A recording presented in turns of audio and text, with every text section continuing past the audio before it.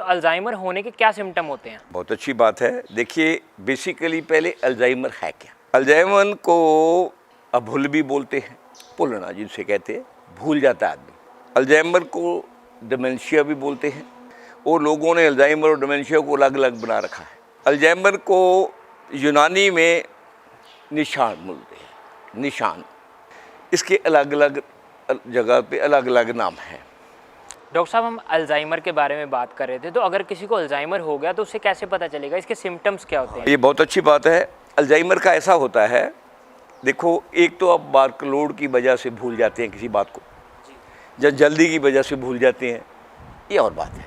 Alzheimer में आदमी ऐसा होता है कि जैसे आप हैं, मेरे को ये पता है आप भूपेश के बेटे हैं, आपका नाम विभोर है, आप यूनिवर्सिटी में पढ़ते हैं, आप मेरी इंटरव्यू लेने भी आते हैं। जैसे आप बैठे हैं, आप सोचेंगे मेरे को तो पुराने जानते हैं, मेरे पास इंटरव्यू देने आता था, लाइन की इंटरव्यू लेने आता था, मेरे फादर की वजह से भी मेरे को जानते हैं, मैं एक दो बार दवाई लेने आया हूँ, 4 बार मेरी मदर के साथ बहुत बार आया हूँ, मेरे को जानते हैं। मगर वो आप मेरे पास बैठेंगे, आप सोचने लग जाएंगे मेरे को कोई ज़्यादा रिस्पॉन्स नहीं दे रहे, आहिस्ता आहिस्ता, क्योंकि मैं आपको रिकॉग्नाइज़ नहीं कर रहा। मैं किसी चीज़ को, जान पहचान वाली चीज़ को जब अंदर से उसकी मेमोरी और रिकॉग्नाइजेशन करनी भूल जाने जाता हूँ, नहीं फैलता, उसको अल्जाइमर और डिमेंशिया कहते हैं। उसका रीज़न 3-4 है। सबसे बड़ा रीज़न है ज़िंदगी में आपका अंदर कोई बड़ा सदमा, उस सदमे को अंदर ही अंदर बर्दाश्त करना, उसको किसी से कथारसिस ना करना, उसी से साझा ना करना। उस सदमे को के 3-4 बीमारी उससे पैदा होती है।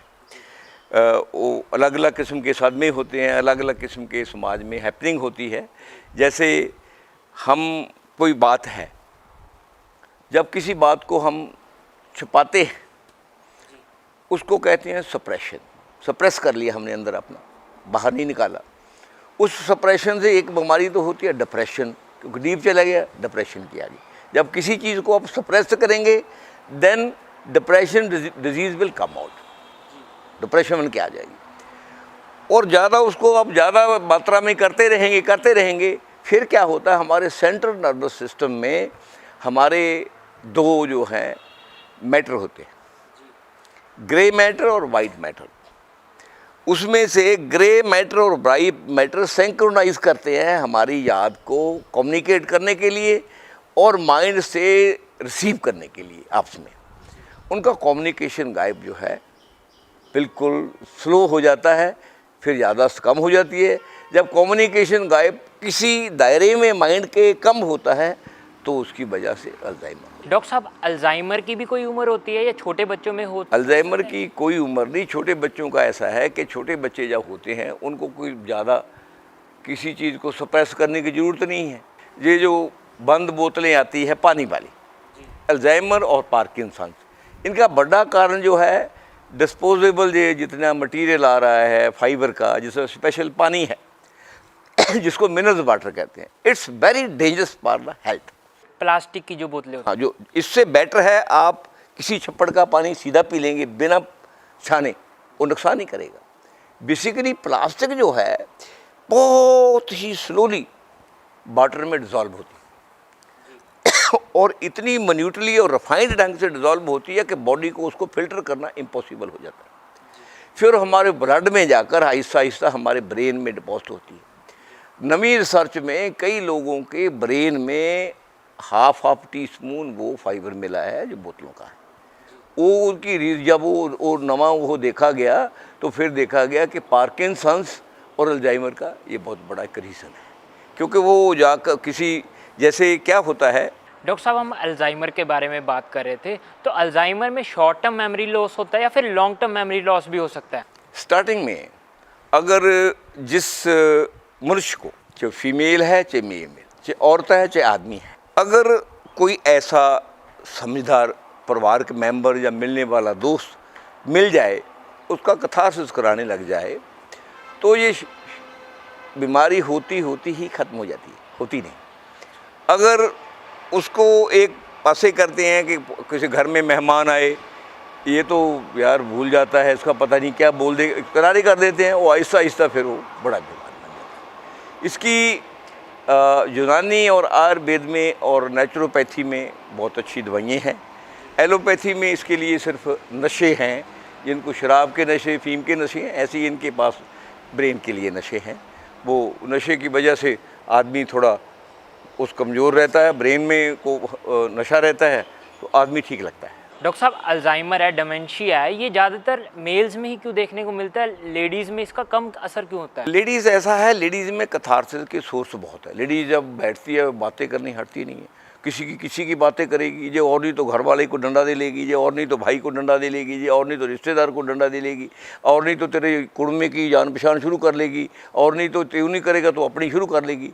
आदमी जो है बाहर बहुत चलता फिरता है, उसको पता है बाहर चलने फिरते हैं उसने काम करना है, इसलिए उसको हर बात सोच कर करनी पड़ती है, कई चीज़ें उसको दबानी पड़ती है, क्योंकि अगर आदमी हर जगह बात करेगा तो किसी से झगड़ा हो जाएगा, गाल गलोच हो जाएगा, उसका कामकाज की जगह झगड़े का कारण बन जाएगा।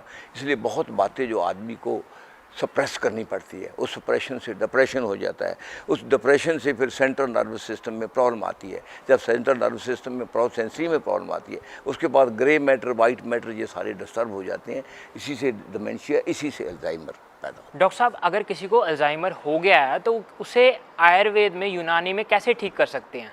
उसको ऐसा है, ये हमारा सेंट्रल नर्वस सिस्टम है, इसके लिए आयुर्वेद और यूनानी में बहुत अच्छी ब्रेन की दवाई है, और उसमें घरेलू इलाज बहुत हैं।